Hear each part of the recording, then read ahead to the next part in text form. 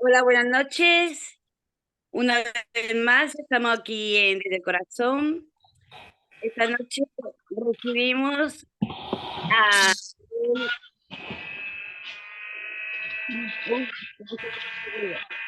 Miguel Labrador. ¿Me oyes? Es que se escucha un poco raro, Sí, pero se escucha. perfecto. Ahora, ha Esta noche vuelto. estamos aquí con Miguel Labrador. Miguel Labrador, piloto extremeño, amante de la historia, escritor. Su gran afición documentar los grandes misterios arqueológicos de la humanidad. Hoy lo recibimos el tema La piedra de los dioses. Hola, buenas noches, Miguel. ¿Qué tal? Muy buenas noches. Encantado de estar aquí con vosotras. Buenas noches. Encantada. Muchísimas gracias. Cuando tú quieras, puedes empezar. Bueno, en fin, yo sobre todo lo que más me ha interesado en estos últimos 20, 30 años de mi vida, ¿no? Así en plan, en principio era como un hobby, pues era el tema de la arqueología, ¿no? Yo tengo otras pasiones, ¿no? Como es la aviación, el deporte. Pero bueno, uno de esas pasiones ya incluso te diría que más tiempo, ya desde pequeño, el mundo de la arqueología y sobre todo el tema de la arqueología así como más misteriosa, más enigmática, ¿no? Bueno, pues ya de muy pequeño leía según qué libros, ¿no? Y bueno, pues ya me iba poco a poco afianzando con esos conocimientos sobre pues esas culturas un poquito más enigmáticas, ¿no? Siempre, ¿no? Yo entiendo que a los historiadores les guste más, pues, el Imperio Romano, ¿no? O los griegos. A mí, la verdad es que no. Sí que hubo una etapa, a lo mejor que me interesó un poco, pero enseguida empecé a derivarme, primero por los inicios, ¿no? Siempre se ha dicho que en Sumer empieza todo. Entonces, bueno, ya me empecé a remontar con esa etapa de hace 5 o 6 mil años. Por supuesto, Egipto, que obviamente, pues, los faraones, ¿no? Pues era también otra cosa que me atraía. Pero luego sí que una de las grandes preguntas que yo ya tuve desde hace bastantes años era, siempre lo digo, ¿no? Me repito mucho en eso, ¿no? Pero me gusta siempre hablar de qué curioso que los sumerios, aunque estuvieran en una posición privilegiada, ¿no? Pero que inventaran todo, ¿no? Yo digo, porque bueno, una cultura bien desarrollada, bueno, pues sí que puede iniciarse con la escritura, como hicieron ellos, con la domesticación de animales, etcétera, ¿no? Pero claro, es que inventaron prácticamente todo, o sea, la cerveza, las lindes, el derecho, las ayudas sociales, y siempre digo, hasta el peine que hoy en día prácticamente es el que usamos hoy con otros materiales, pero ellos lo inventan, ¿no? Pero claro, yo decía, qué curioso que una sola civilización lo invente prácticamente todo, ¿no? ¿Qué hay detrás de eso, ¿no? Y fue cuando empiezo a estudiar un poco sus propios mitos, es decir, ellos que en teoría eran los primeros, de repente yo veo que ellos tienen pues esa mítica Arata, ¿no? Esa civilización anterior a ellos y que en teoría además vivían en esa época dorada que otras tradiciones, otras culturas también hablaban de lo mismo, ¿no? Entonces, bueno, poco a poco lo que me fue interesando era pues incluso antes de los sumerios qué es lo que había, ¿no? Y bueno, sí que conocía pues esas ciudades que además he tenido la oportunidad de conocer, ¿no? Como Jericó, Biblos, ¿no? Pues bueno, pues sí que se sabía desde hace. Estoy hablando de cuando estaba en el instituto o incluso antes, ¿no? Hace ya muchos años de eso. Y bueno, pues se conocían esas ciudades como las más antiguas, ¿no? Y yo doy una pequeña pista, ¿no? De esas ciudades son cananeas, ¿no? Entonces yo creo que los cananeos, aparte de aparecer en la Biblia y no se sabe mucho más en teoría, ¿no? La mayoría de nosotros no conocemos mucho más, pero yo creo que por ahí está un poco esas pistas, ¿no? De quiénes pudieron ser los creadores muchos sitios arqueológicos que son un poco incomprendidos, ¿no? Por ahí voy. Pero fue sobre todo hace, pues, sí, casi ya 30 años, cuando se descubre Göbekli Tepe. Claro, yo tardé mucho más, ¿no? Creo que se descubre en el 94 y como no había internet y demás, yo era muy jovencito, pues bueno, yo me enteré unos años después, ¿no? Pero fue hallazgos como este, ¿no? Göbekli Tepe, donde se demuestra a nivel oficial, porque claro, yo leí de todo, ¿no? Y había cosas, bueno, pues más serias, menos serias, entonces bueno, hay que saber un poco separar, ¿no? Pero sin embargo, Göbekli Tepe, no hay ninguna discusión a nivel científico, a nivel arqueológico, de que ese sitio tenía, aparte de visos de ser una cultura, de ser una sociedad organizada y por lo tanto avanzada, claro, nos estamos remontando al doble de tiempo de los sumerios. Es decir, no es que fuera 1000, 2000, 3000 años anteriores a los sumerios, sino estamos hablando del doble. Y además yo creo que lo que se va a ir encontrando cada vez vamos a ir más atrás en el tiempo, ¿no? Entonces, claro, eso, yo recuerdo que el descubrimiento de Göbekli Tepe pues me marcó bastante y dije, bueno, pues eso que yo tenía pensado, ¿no? De que yo creo que hay más allá, más atrás en el tiempo algo, pues bueno, pues eso fue realmente un auténtico descubrimiento y desde luego un factor de motivación para seguir investigando, ¿no? Luego también casi a la misma vez se descubre Caral al norte de Perú, al norte de Lima, y aquí pasa más o menos lo mismo, no a lo mejor tan exagerado como Göbekli Tepe, pero Caral también es un sitio que rompe un paradigma tremendo, ¿no? Que es el de, siempre se había dicho que los olmecas o la cultura chavín sería lo más antiguo a nivel mm, civilizado, por así decirlo, en América, y claro, pues Caral también se acerca al doble de tiempo, ¿no? Ya nos estamos yendo a 5000 años, ¿no? Entonces, bueno, pues todo lo que se ha ido descubriendo desde la época, sobre todo de los años 90, yo creo que es una década donde se derriban muchos paradigmas, pues claro, yo fui creciendo con eso, ¿no? Y entonces, bueno, luego, pues un poquito ya más de mayor, pude empezar a visitar todos esos sitios y ya digo, pues poco a poco todo lo que he ido viendo y todo lo que he ido estudiando va hacia esa misma dirección. Es decir, es que prácticamente todo lo que he podido investigar, algunas cosas sin demostrar, por supuesto, pero ya digo, va todo en esa dirección. Creo que por lo menos hubo una civilización muy, muy avanzada y que, en mi opinión, pudo haber navegado mucho antes de lo que se presupone, ¿no? Bueno, yo creo que, por ejemplo, lo de Colón, bueno, pues ya eso ya se empieza un poco a tener como seguro que los vikingos estuvieron medio siglo antes y luego los chinos creo que estuvieron todavía antes, muy anterior, ¿no? Entonces, bueno, eso poco a poco se va admitiendo, pero bueno, yo entiendo que esos paradigmas son difíciles de derribar, ¿no? Pero bueno, sí que ya digo, eso se va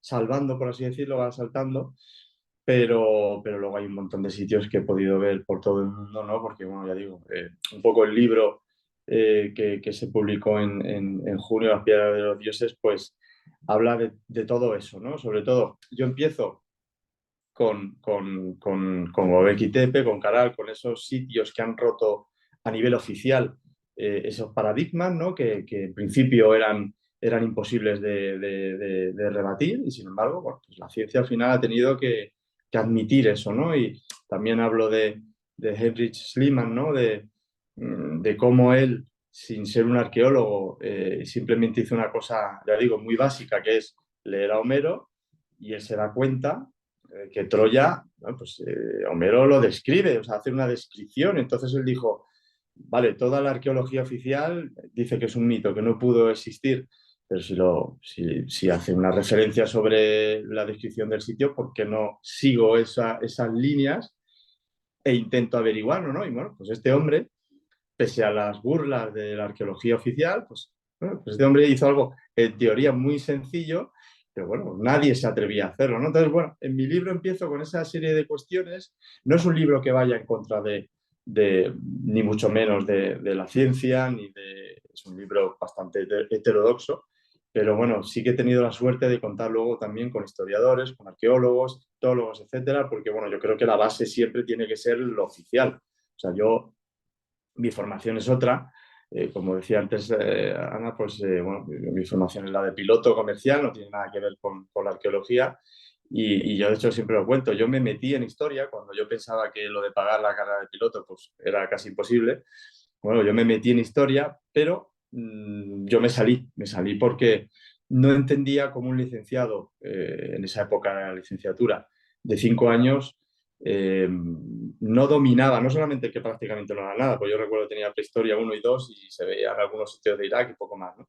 Pero no asumí bien el hecho de que un licenciado en historia insisto, esto es una cosa personal, pues no dominara las primeras culturas de donde salimos realmente, ¿no? Entonces, bueno, luego me salí y tal, pero insisto, eso hace que no, a nivel oficial yo no pueda realmente dictaminar nada, ¿no? Pero ya digo, he contado con además personas muy importantes como Nacho Ares, que es muy conocido por el tema de la tele y demás, o Miguel Rivera Dorado, que para mí es el número uno del mundo a nivel maya, y bueno, pues ya digo, una serie de arqueólogos muy, muy potentes que he tenido la suerte también de, yo sin ser tampoco nadie, pues aceptaron el que les pudiera entrevistar y ya digo, pues esa primera parte es la que yo hago, ¿no? De derribar, que insisto, no va en contra de lo oficial, de lo aceptado, pero bueno, sí que pone ejemplos de que hay veces que la ciencia también se equivoca y que yo creo que lo importante también es tener un poco la mente abierta, porque de esa forma, por supuesto, siempre demostrando las cosas, pero bueno, yo creo que hay que mantener la mente abierta porque cosas que nos parecen increíbles e imposibles, pues al final se torna realidad, ¿no? Luego, otra de las pasiones que he tenido suerte de contemplar por todo el mundo es el mundo de las pirámides, ¿no? Entonces, hago también un recorrido por todas las pirámides que he visitado y que, en mi opinión, hay mucha más, porque es verdad que yo crecí pensando, ¿no? Que no tenían nada que ver unas pirámides con otras y tal, en tiempo y en espacio, pero luego, una vez que pude visitar todos estos sitios, sí que, bueno, por lo menos me he dado cuenta de que había más relación o había más similitudes de lo que yo había pensado, ¿no? Entonces, bueno, pues eso también lo reflejo un poco y luego ya termino con mi tema un poquito más, el que más me apasiona, ¿no? Que es el tema de las piedras poliangulares, ¿no? Eso que encontramos en Perú, en Bolivia, pero que luego además encontramos en Isla de Pascua, que uno cuando está allí dice no puede ser. En Egipto, por supuesto, están, en India, en Japón. Entonces, cuando yo empiezo a ver ese tipo de construcciones, algunos de los sitios que es absolutamente desconocido y que por una serie de carambolas pues, pude darme cuenta, en algunas ocasiones, en otras directamente me lo encontré porque estaba allí. Entonces, pues bueno, ya ahí sí que para mí esa es la gran evidencia de que hubo una civilización, además por ese tipo de construcción tremendamente avanzada, que se ha asumido que se hizo unas culturas que llegaron después y que ya digo, eso es lo que más me ha obsesionado en este periplo, ¿no? De, pues, 15, 20 años de muchos viajes y de, ya digo, era un hobby y hasta hace, pues nada, hasta hace un año y medio, cosas así, pues ya, bueno, me pidieron plasmarlo, aparte de empezar a hacer artículos, ¿no? Para Año Cero y empezar a comentar cosas en programas de radio, etcétera, ¿no? Pues luego, bueno, pues sí que me empujaron un poquito, ¿no? En el buen sentido de la palabra, a hacer un libro, porque yo, bueno, yo pensaba que esto era cosa de, bueno, de dos frikis y tal, y que no iba a tener mucha relevancia, pero bueno, afortunadamente me he equivocado, ahí he visto que hay mucha gente interesada en este mundo y que, y bueno, afortunadamente la verdad es que el libro lleva muy poco tiempo y ya vamos por la segunda edición. Insisto, era una cosa que yo no me esperaba y, bueno, pues ya digo, ahí afortunadamente ya mi mujer me lo agradece porque en vez de darle la lata a ella, pues ya puedo hablar con más gente sobre estos temas. Entonces, bueno, ya me desquito con esos temas y ya digo, pues ese sería un poco el resumen de este trabajo que era un hobby de hace 2 décadas y que ahora está plasmado en este libro. Ima,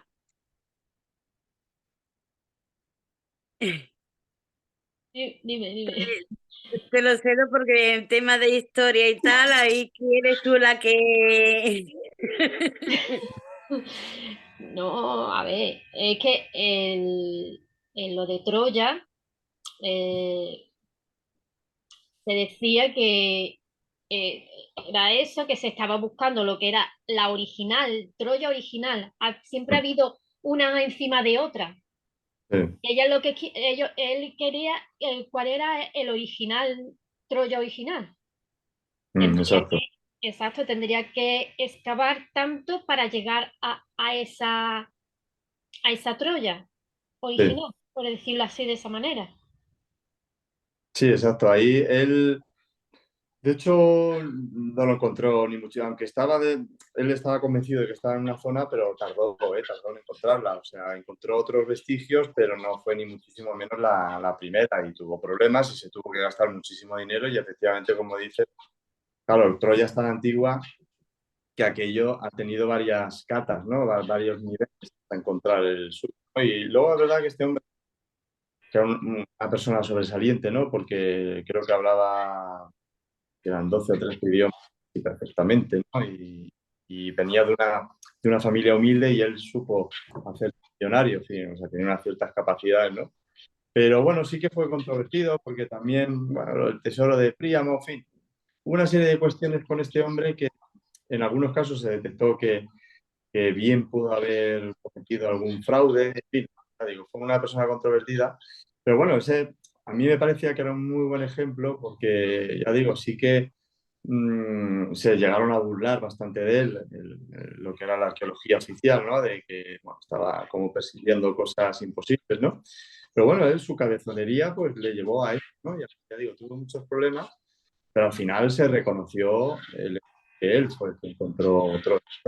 Pues hay varias láser, pero al final lo termina encontrando, ¿no? El sustrato más profundo, ¿no? Entonces, bueno, para mí eso es un ejemplo de que, por supuesto, hay que utilizar metodología científica, hay que probar las cosas, pero que, por un lado, no pasa nada el no saber que, oye, pues mira, no se sabe cómo, yo, por ejemplo, sigo teniendo muchos problemas para dictaminar cómo se hizo la Gran Pirámide, ¿no? Y al propio Nacho Ares, cuando yo le pregunto como egiptólogo cuál es el mayor secreto, ¿no? No, O el mayor... No sé si ha dicho algo. Ah, bueno, pues eso, lo que decía, ¿no? Cuando yo le pregunto a Nacho cuál era el mayor problema así para la egiptología, era un poco eso, ¿no? Cómo se hizo la Gran Pirámide. Se ha dicho de todo, se ha escrito de todo, pero realmente ese trabajo, hacerlo en la época del Keops, que puede ser, o sea, no dudo de eso, pero hacerlo en 23, 27 años, pues hacer esa barbaridad me sigue costando mucho, ¿no? Y por eso cuando entran, también otra de las cosas que yo pongo en el libro es que cuando entran los técnicos, es decir, ingenieros y arquitectos a analizar las cosas, porque claro, un historiador, un arqueólogo, ve muchísimo de historia y de hacer catas y demás, pero claro, de construcción, pues es un tema que se les escapa, ¿no? Entonces, cuando entran ingenieros, arquitectos, técnicos a analizar las cosas, es cuando uno dice, espera, 2.300.000 bloques en 23, ahora está aceptado 27, creo, ¿no? Lo que dura el reinado. Aunque fueran 50, es decir, es muy complicado. Que está hecho, o sea, que eso está ahí, o sea, pero a lo mejor en veintitantos años yo creo que hay otra explicación detrás que se nos escapa, que no tienen tampoco ese ni los extraterrestres ni cosas de esas, ¿no?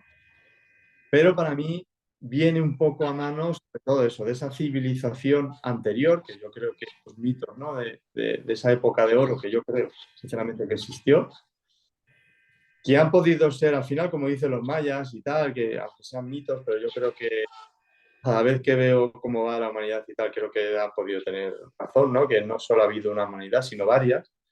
Y aunque yo hablo sobre todo y principalmente de una posible civilización hace 12, 13, 14, 15.000 años, pero a mí me da la sensación de que como el Homo sapiens sapiens, tal y como somos ahora, pues llevamos ya en el planeta como 230.000 años, bueno, yo creo que ha habido tiempo, ya que tenemos la misma supuesta inteligencia que ahora, pues yo creo que no ha habido solamente una civilización avanzada ahora y hace 15, 16.000 años, sino ha habido, bueno, pues esos reinicios, porque al final estos desastres, ¿no? El cambio climático y tal, bueno, pues una cosa, yo personalmente creo que no está hecho por el hombre, ya, eso puede ser hoy en día digo divino, pero yo creo que es algo que pasa, o sea, algo que pasa habitualmente en la Tierra, porque caen meteoritos, que es verdad que es lo más posible, ojalá, ¿no? Y que lo más factible es que no lo veamos, pero al final, tarde o temprano, un meteorito va a caer, o sea, eso es por seguro. Edad de hielo, habrá.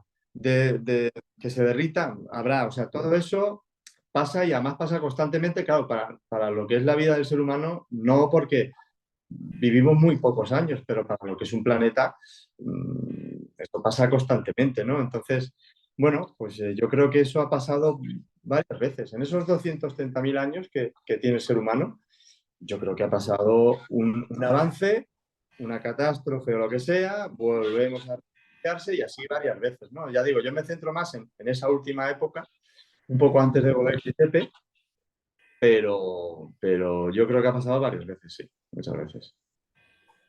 Es todo cíclico. Sí, sí, exacto. O sea, los mayas eran expertos en eso y aunque yo cuando les leía siempre pensaba que no había más allá, pues yo cuanto más conozco el tema, más me he dado cuenta de que es que yo creo que es eso, que es una rueda constante, ¿no? Y al igual, pues mira, se da la circunstancia de que, bueno, yo estaba muy atento de lo del el 21 de diciembre del 2012, ¿no? Mucha gente pensaba, bueno, pues yo sabía, precisamente por lo que había estudiado, que para los mayas no era un fin, sino que era volver a un inicio. Es verdad que de la cuenta larga, que son muchos años, pero era el poner el marcador a cero y volver, ¿no? Pero bueno, con una serie de cambios que en los que en teoría estamos todavía en ellos, ¿no? Pero yo, por ejemplo, porque no pensaba que era el fin del mundo, a mí me pilla justamente en México y me pilla en Yucatán, o sea, es decir, que no tenía ningún problema y es cierto, yo hablaba allí con guías y demás, y bueno, y había algunos que decían que sí, otros que decían que no, ¿no? Y es curioso, pues en esa época, bueno, nada parecía presagiar pues esos cambios drásticos que ahora estamos viendo constantemente, ¿no? De cómo todo se ha acelerado, eso es innegable, y todo lo que está pasando, que en algunas cosas yo creo que está, bueno, preparado, no es casual, pero sin duda yo presto cada vez más atención a lo que decían los mayas y otras tradiciones porque es curioso lo que está pasando hoy en día en el mundo, ¿no? Y lo que vamos a ver desgraciadamente. Pero bueno, si uno cree en esas cosas raras, también tiene que pensar en cómo terminan todas esas tradiciones. Es decir, este sería, ¿no? Para los mayas era los dolores del parto para un nuevo inicio, ¿no? Entonces, bueno, pues a lo mejor volvemos a ser otra humanidad cuando pase lo que tenga que pasar, ¿no? Que seguirán pasando cosas, eso por desgracia está claro. Pero bueno, bueno, soy optimista y creo que al final, pues bueno, yo creo que todo dará paso a un nuevo mundo porque tampoco tenemos opciones, porque como estamos así, no sé si vamos a aguantar demasiado, pero bueno, ya digo, yo soy optimista porque creo que al final sí que terminaremos mejor de lo que pensamos. ¿Sí? Y la religión de las antiguas civilizaciones se refería también a lo de las piedras. Yo ahí, por ejemplo, me meto un poco con esos mitos, ¿no? Porque al final las religiones, a ver, yo soy agnóstico, pero respeto todas las religiones y además creo que las religiones tienen una base verdadera. O sea, yo creo en la existencia de Jesucristo, de Mahoma, de Buda, o sea, creo que existieron todos. Luego ya lo que se hizo, bueno, pues yo creo que el ser humano es el ser humano y al final todo, bueno, pues en buena medida puede que se manipule. No lo sé, pero bueno, viendo cómo es la historia, entonces yo no tengo ningún problema en aceptar ninguna religión. Pero estudiando los mitos, en los mitos sí que me baso un poco en cosas que, por ejemplo, ¿no? Yo siempre pongo el ejemplo del diluvio universal, ¿no? Yo, de pequeño, cuando daba catecismo y tal, pues yo pensaba que era una cosa religiosa, que era un mito, que, bueno, pues era de la Biblia y ya está, ¿no? Luego, con el tiempo, conoces que la Biblia absorbe algunas cosas de los sumerios y luego te das cuenta, yo por ejemplo para el libro, porque sí que lo que me sorprendió hace ya unos años cuando fui a Guatemala a conocer la pirámide del Mirador, que se acababa de descubrir y prácticamente nadie conocía nada sobre ese sitio, la importancia que tenía aparte de ser la pirámide más alta de toda América, es el hecho de que el friso, porque claro, lo que sería la Biblia para los mayas, el Popol Vuh, era tan parecido en algunas cosas a la Biblia que la explicación más sensata y es normal, era que realmente se parecía a la Biblia porque la llegada de los españoles tiene un impacto y bueno, pues modifican lo que es el Popol Vuh para parecerse a la Biblia, ¿no? ¿Qué es lo que pasa? Que los frisos que se encuentran en la pirámide del Mirador pues tendrían 2200 años. Entonces, es imposible que ahí los españoles faltaban miles de años para que llegaran. Entonces, pues bueno, ahí se ha demostrado que el Popol Vuh original ya comentaba el tema del diluvio, comentaba según qué cosas que son tremendamente parecidas o similares a la Biblia. Entonces, ¿qué es lo que pasa? Que eso a mí me extrañaba, ¿no? De cómo en el otro lado del mundo tienen también el diluvio. Pues a lo mejor es que algo pasó. Pero es que ya para el libro empecé a investigar y me di cuenta de que había más de 200 tradiciones prácticamente iguales. Sí que siempre lo digo, unas 70, pues es muy plausible por cercanía en el espacio y tiempo que hubiera una transmisión, porque eran vecinos, entonces, bueno, muy normal esa transmisión. Pero las otras 130 tradiciones son de pueblos, son de civilizaciones que no se podían conocer, porque estaban legítimos en el espacio y en el tiempo. Entonces, yo siempre digo, no tiene nada que ver el mito del diluvio que tiene un aborigen australiano, que los tenían, a un maya, o a un indio hopi, o a un celta. Sí, yo me he dado cuenta de que en todos los continentes existía una tradición prácticamente igual. Cambiaban los nombres, cambiaban algunas cosas, pero era tan increíblemente igual que obviamente lo que te da pie a pensar es que, bueno, por más que mito, es que pasó. Y eso se recogió por todo el mundo, porque claro, eso tuvo que ser un shock, ¿no? Para el ser humano que habitaba en todo el mundo, ¿no? ¿Y qué es lo que pasa? Y luego la ciencia, pues de repente se da cuenta que en la época de Göbekli Tepe, nos volvemos a los 12.000 años, lo que se llama el Young Dryas, ¿no? Que es la parte final de la edad de hielo, ahí pues una serie de cataclismos, todavía no se han puesto del todo de acuerdo, hay dos vertientes, bueno, pues ahí se sabe que hubo una gran inundación precisamente por el deshielo. Y ya digo, está la corriente de Graham Hancock, ¿no? Que es la de unos meteoritos de las Táuridas que cayeron a la Tierra. A veces se ha descubierto, sobre todo en la zona de Groenlandia, esos meteoritos. Pero luego, por otro lado, tenemos la variable, la vertiente de Robert Schoch, que es la de, bueno, también se sabe que el Sol tiene unos máximos cada 11.000 años, tiene unos cambios, y que ya han pasado esos 11.000, o sea que cualquier día esperemos que no, pero ya han pasado los 11.000 años de rigor, y que, ya digo, pues eso también afectaría, un cambio solar de esa magnitud también podría afectar a la Tierra de ese grado, ¿no? Entonces, como ellos dos además presentan tantas evidencias y a nivel científico, que hasta yo creo que lo que realmente es que pasaron las dos cosas. Creo que coincidió el meteorito y por otro lado una actividad solar de esos cambios que tiene cada 11.000 años porque coincide en el tiempo, ¿no?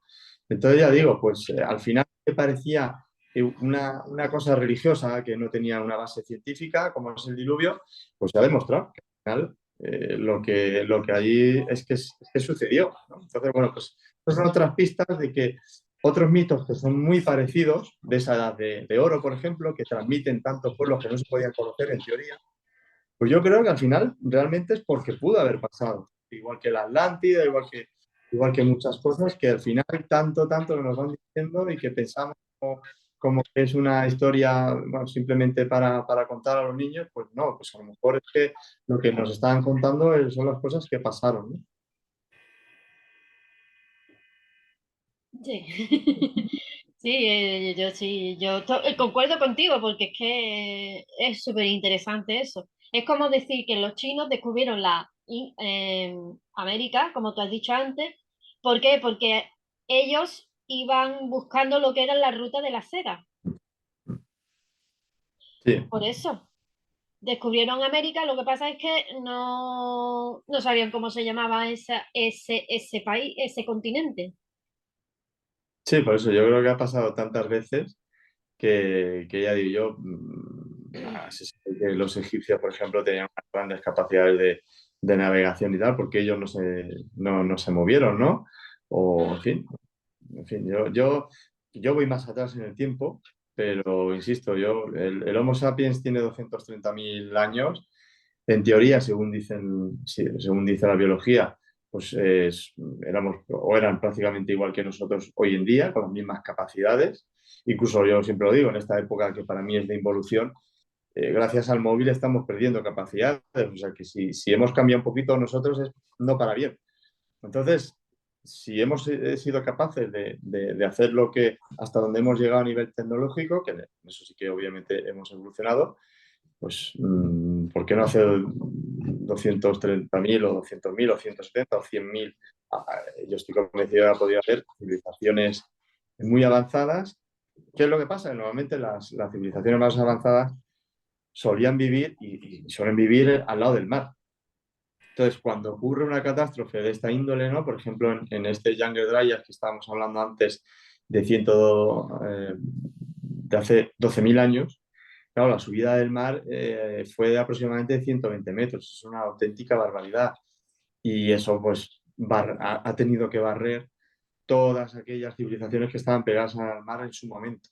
Entonces, ¿qué es lo que nos queda? ¿Qué es lo que yo digo siempre, ¿no? Pues esas piedras, que para mí, pues algunas están en Egipto, en Perú, en Bolivia, en India, en Japón, que luego se ha asumido como de culturas muy posteriores, que para mí hay ejemplos, además, yo eso lo pongo en el libro, hay ejemplos que se ven muy fácilmente, que son reconstrucciones. O sea, yo creo, siempre digo, ¿no? Los incas, por ejemplo, yo creo que hay cosas que no eran capaces de hacer. Sí que fueron capaces de intentar reformar, de intentar reconstruir, eso sí que fueron capaces y en algunas ocasiones lo hicieron bastante bien. Pero yo creo que eran capaces de hacer pues, buena parte de Machu Picchu de Anteitambo, que luego yo también lo pongo. Yo estaba hablando con el director de Machu Picchu y él no tiene ninguna duda y él sabe más que yo, es doctor en historia, y ahora no voy a venir yo a decirle que no. Yo por eso nunca voy a discutir con un arqueólogo y un historiador. Yo sé cuál es lo aceptado y yo, como no vivo de eso, pues bueno, quizás tengo el lujo de poder decir unas teorías más alternativas, ¿no?